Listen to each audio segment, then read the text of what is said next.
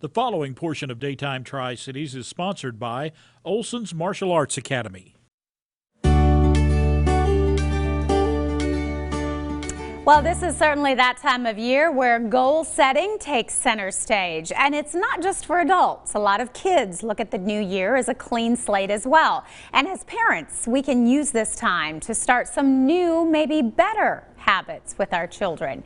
Joining us now with more is Master Mom Amanda Olson. Good to have you back. Thank you. Good to be here. Happy New Year. New Year. I know. And of course, we were just talking about New Year's resolutions, and I think that's of course a big thing in the adult world. We're all talking about things we want to make and change, and certainly the case when it comes to our children as well. Yeah, we want to help them learn early. How do you do that? You know, what's in specifically today, what's realistic for goal setting, and you know, if you set a goal that's just unrealistic, you know, that's not going to happen, it can really hurt a child's confidence when it doesn't happen. So we can help them be, you know, if they weren't making straight A's, that might be too high of a goal for the next semester, but something you can work on slowly. Well, let's try to get, you know, maybe 2 A's this semester, and they can build that confidence slowly and not be disappointed. So it sounds like the same rules kind of apply to children as they do adults. I think sometimes we have that tendency to set ourselves up for failure as well. Yeah, I think the new year is always the time where people think about fitness, you know, and they may set those goals just a little too high and a little too strong right off the bat, and it gets really hard to maintain.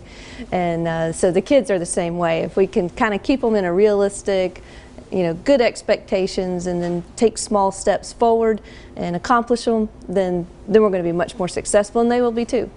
And it sounds like too, this is something we can do sort of together. Use this to be very intentional and to teach our children, these are my goals, what are maybe some of your goals or some of the things that you would like to do in 2022? Yeah, I think that really brings the family together too, you know, and then when you know what your child's really thinking about, you know, because you're like, oh, they have goals. They're trying to do something at school, or they want to get on this team or be part of this show at school, things that they want to be able to do, or I want to be able to do better with my instrument. You start having those conversations, and then you can check in on them, you know, so how's that going? You know, how's your music lessons going? And, you know, how are your athletics going? That sort of thing, and keeps the communication going back and forth. And like you said, so important to start building that confidence and to really help them maybe take those baby steps through the year to get to that bigger goal. Absolutely, and I love that baby steps, you know, just taking one little step at a time, and you can teach them how to do that. You know, they may say, I want to be able to do this, you know, and you say, okay, well, here's the little ladders to get all the way up to there, and then celebrate each little victory. And that's the part that I think is very important, is, okay, you're one step closer, you know, and it's kind of where martial arts really helps with that, because of the belts. You know, you get one little step closer to black belt as you go. It's not a black belt, you know, nothing in between. There's a lot of progress that you can look back on and say, well, I did that, I did that, I did that, and now I'm here.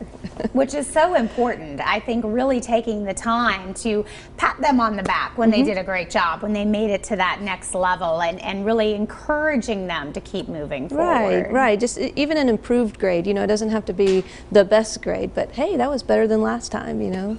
Celebrate. And this is that time of year too where we always talk about the clean slate, but to be able to kind of start fresh and to have that new perspective. And I think we all start up here, you know, and then as the year progresses, I don't know what happens, but how do we keep that slope going this way versus the other? I think it's important to look back, you know, to say, okay, I was able to do this much, you know. Let me just remind myself, it doesn't have to be a big leap forward. It's the consistency. It's, you know, I'm consistent this week with what I was trying to do, whether it was studying, practicing, health, you know, whatever it is you're trying to work on, just stay consistent. And when you look back to the year before, sometimes we look back about all the things we didn't accomplish or didn't get. It's important to say, what did I accomplish? You know, wow, I really, you know, if you look back in a year, there's a lot of things that you did do. And you say, okay, that's what I need to focus on, the things I can do, and keep your confidence up.